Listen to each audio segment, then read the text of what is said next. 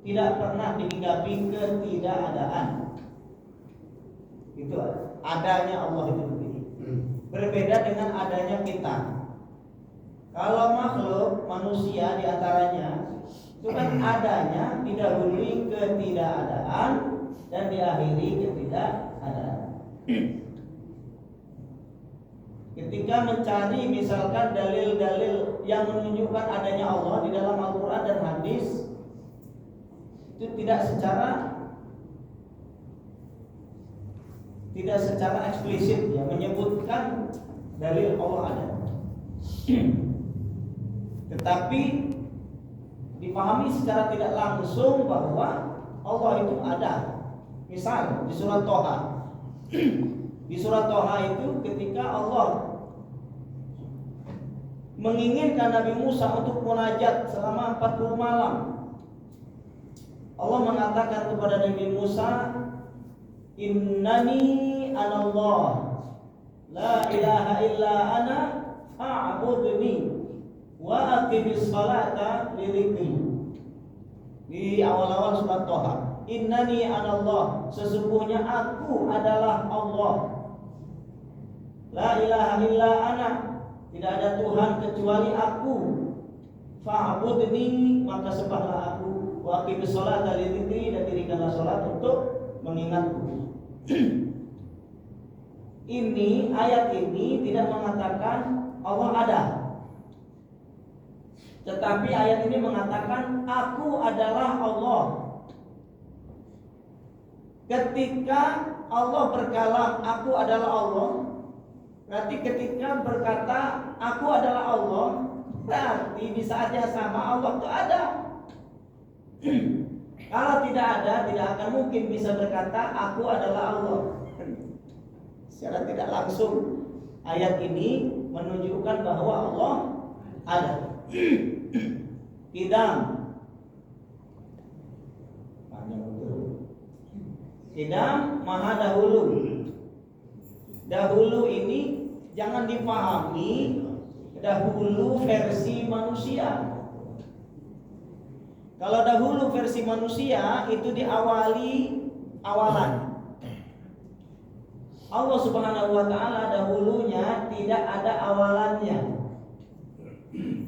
Pak Yudi misalkan, ini kan hari-hari yang lalu itu kan dahulu bagi Bapak Yudi. Dahulunya ya Bapak Yudi, tapi ada awalnya. Kapan lahirnya Pak Yudi? Misalkan tahun 1942 misalkan. Ya, 1942. Nah itu awalnya Bapak Yudi. Sebelum Bapak Yudi ada bapaknya lagi. Bapaknya kan lebih dulu dari Bapak Yudi, tapi dulunya ada awalannya. Allah Subhanahu wa taala Maha dahulu, tapi tidak ada awalan. Kapan Allah tercipta? Pertanyaan yang salah. Karena awalnya tidak ada permulaan. Begitu juga Bapa Maha kekal. Kekalnya Allah Subhanahu wa taala itu tidak ada batasan waktu. Berbeda dengan manusia. Manusia itu hidup ada batasan waktu. Allah tidak ada. Maka di dalam Al-Quran surat Ar-Rahman kan dijelaskan wa yabqa wajhu rabbika dzul jalali wal ikram. Kullu man 'alaiha fan. Semua yang ada di muka bumi ini fana, hancur, binasa. Yang hanya kekal adalah zat Allah Subhanahu wa taala. Qudrah, iradat. Allah memiliki sifat qudrah, Allah memiliki sifat iradat, dua sifat yang saling melengkapi. Mohon maaf. Bukan berarti kurang ya, enggak bisa juga mengatakan saling melengkapi. Dia berdiri sendiri dan sempurna. Kalau saling melengkapi, kan mesti hati-hati juga. Bukan saling melengkapi ya, dia sempurna berjalan sesuai dengan fungsi dari kudrat dan iradat itu. Kudrat ini tugasnya mengeksekusi. Iradat tugasnya memilihkan. Maka ketika Bapak Yudi misal berjodoh dengan Ibu Tuti misalkan. Contoh. Ini siapa yang menjodohkan ini? Allah. Sifat apanya? Sifat kudrahnya. Dengan Pak Yudila, Pak Tono, dan Pak Tuti. Yang memilihkan sifat iradah. Jadi Pak Tono punya pilihan perempuan, ada Tini, ada Tina, ada Tuti, ada Tati. 4 di perempuan ini. Dia nggak bisa milih karena semuanya baik, bagus. Akhirnya istikharah. Istikharah itu apa? Istikharah itu meminta Allah yang memilihkan. Kemudian Allah memilihkan sifat apa yang berfungsi dan bertugas memilihkan sifat iradah. Sifat iradah Allah memilihkan Tuti untuk Pak Tono. Kemudian yang menikahkan, yang mengeksekusi sifat kudrah Allah. Maka ketika berbicara dan mendalami ilmu akidah, bahwa sifat kudrah itu sifat ta'sir dan sifat iradah itu sifat takhsis. Sifat kudrah itu mengeksekusi, sifat iradah memilihkan. Ini sebagian. Maha mendengar, maha melihat. Mendengarnya Allah tidak butuh 3, tapi manusia butuh 3.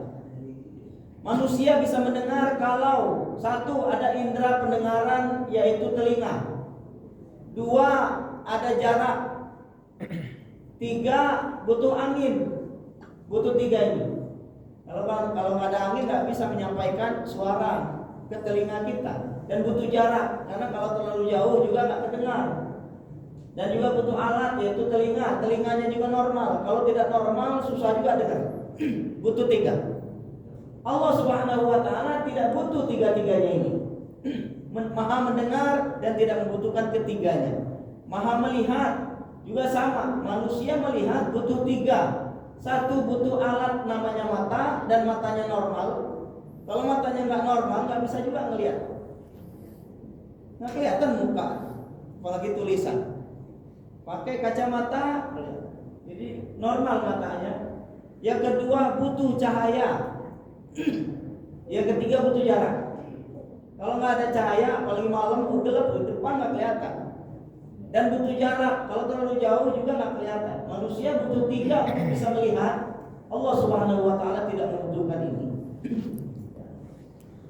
Terakhir, Allah Maha berfirman, Maha berkalam, mutakalliman. Kalam. Tapi kalamnya Allah Subhanahu wa taala tidak berbentuk huruf, tidak berbentuk tulisan, tidak berbentuk lembaran-lembaran, tidak berbentuk suara. Tapi Ustaz, ketika saya buka mushaf Ustaz, ada tulisan Ustaz, alhamdulillah, alif, ada lam, ada ha, ada urutannya. Urutan itu tidak bisa disandarkan kepada kalam Allah Subhanahu wa taala. Karena kalam Allah itu tidak dibatasi oleh waktu. Urutan itu kaitannya dengan waktu. Ini lebih dulu, ini nanti belakangan. Huruf ini di depan, huruf yang di belakang. Dan tidak berbentuk huruf, tidak berbentuk suara. Tapi Ustaz, ada qari yang baca wa ataina Musal kitaba. Itu ada suaranya Ustaz.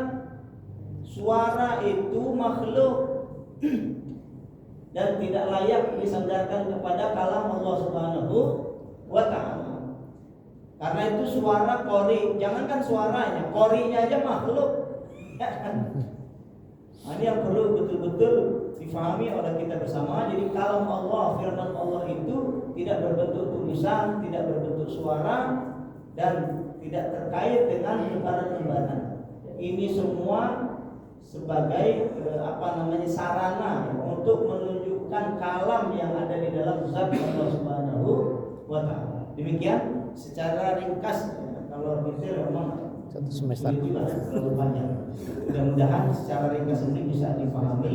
Nanti akan kita tilik sedikit demi sedikit di sela-sela kita membahas tafsir Allah. Ada yang lain?